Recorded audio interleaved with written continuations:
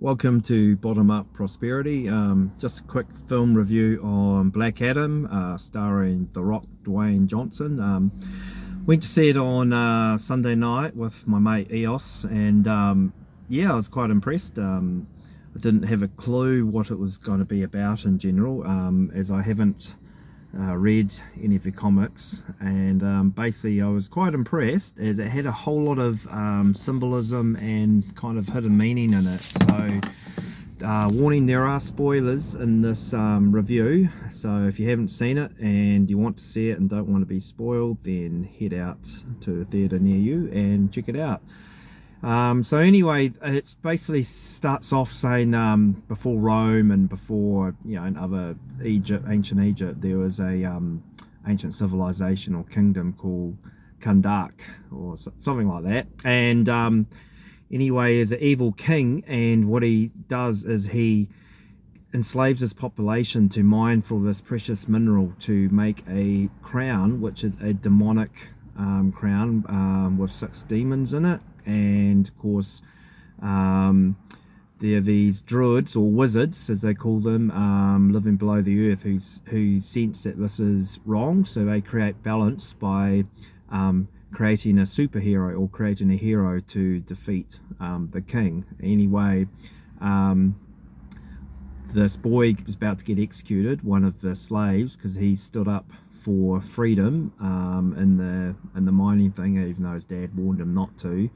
And anyway, he becomes the superhero guy, and he kills the king, but everything blows up and that. Anyway, you go to the current day or later in the future, and these archaeologists are looking for the crown. They kind of find the crown, and of course there's a traitor there, the usual story, grave robbers, something like out of Raiders of the Lost Ark type stuff. And anyway, this lady, she awakens the Black Adam character, and he kicks ass. But the interesting thing about the film is there's a whole lot of hidden symbolism in there. So he's got ancient Egypt, ancient alien type kind of prehistory civilization in there,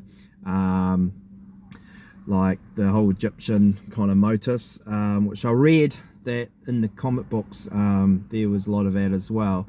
But anyway, there's this society called the Justice Society, and they've got super kind of power hero guys that come to hunt down Black Adam and enchain him. And anyway, there's a lot of biblical kind of references. So for instance, there's a giant in there who's an atom smasher, which I liken to like the Nephilim giant. And there's also when they imprison or chain him up and put him underneath Antarctica, they put him in this thing. This is the main character, so they kind of chain him up for thousands of years, and so he can't be dangerous, and he's in this thing, and it pans out, and these other little similar ones in the cavern or the base, and Eos, my mate, went to see it with, whispered Nephilim. So basically like the Nephilim that are supposedly chained underneath the river Euphrates. So there's a lot of little subtle stuff in there.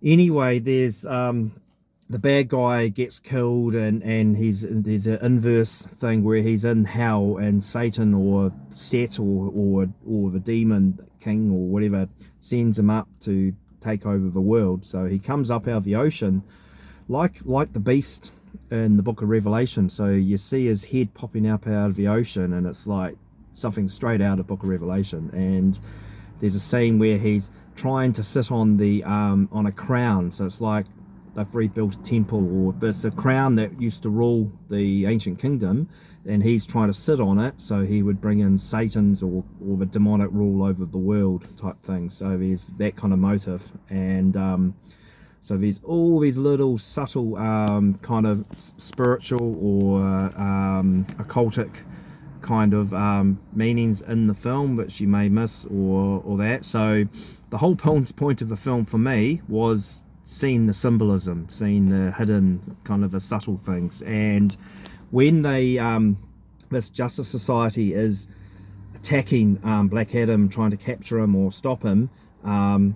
They liken it to like the UN or whatever coming in, and one of the main female character says to them, "Oh, you come in and tell us what to do." You know, and meanwhile we get our resources stripped. So, yeah, it's gotten mixed reviews. So it got 31 or 41% when I last saw it on Rotten Tomatoes by critics, but the audience score was 90%. So for me, it actually signifies a similar thing what happened to Alita Battle Angel a few years back, which really impressed me, where the critics hated it because it just is a mindless action film, but there's always stuff in these movies.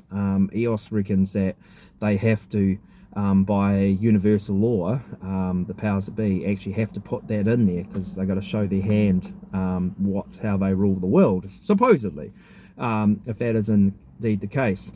So the interesting thing is, yeah, The Rock's acting was solid. I did read a couple reviews. Roger Ebert, of all people, gave it 3.5 stars. So for him to do that, that kind of echoes what I think of the film. I would give it 7 to 8 out of 10. I did a Google review and gave it 4 stars because I didn't know how to do it 3.5, because just a good solid 7 out of 10, and it does fall down in terms of it just wasn't cohesive or tight enough to win over critics. So but there's a lot of archetypes in the film of a spiritual or occultic nature. The Demon King, or the demon rising up out of the ocean, even looks like Baphomet. So if you type all Baphomet, you'll see the horned god demon thing with the pentagram. He even has a pentagram on his chest.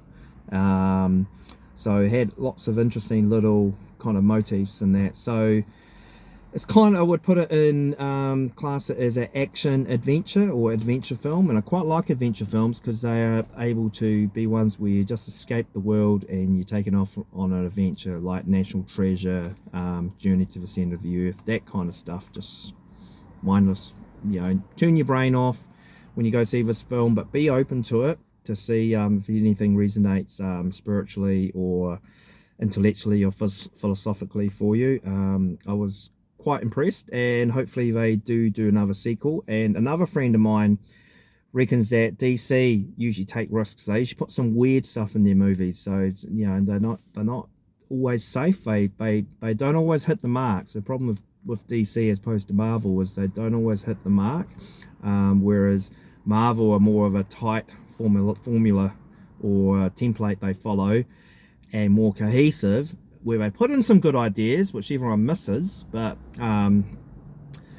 DC put in some weird stuff in some of their films. So hopefully there is indeed a sequel with Superman and all that, and keep an eye out for the end credit scene, which you usually get in these types of movies. And yeah, so it was kind of interesting. So getting back to what I was saying, is when they come and try to take out Ant-Man, the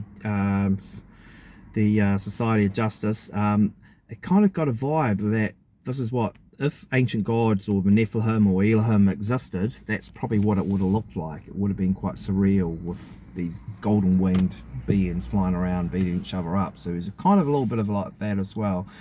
So yeah, just a quick review. And yeah, as a friend of mine said on Facebook the other day, damn the critics, he enjoyed it. So yes, damn the critics, and I definitely enjoyed it.